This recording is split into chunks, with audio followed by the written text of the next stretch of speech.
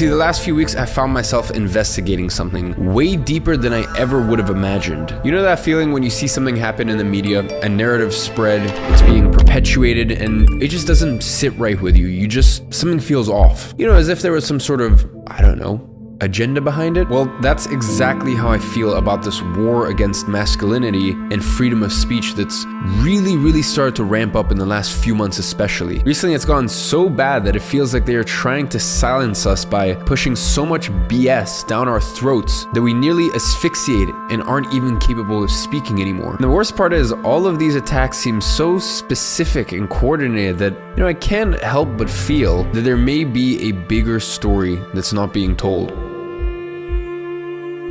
So I've had this fire inside of me recently to start searching for some answers. Why is there a war against people who speak up against the media's agenda and encourage people to think for themselves? Why is it that only one side of the argument gets silenced? And lastly, who is behind all of this? All of these questions led me down so many different rabbit holes, and the path that was the scariest was just looking back at the history of our civilization as a whole. And here's why.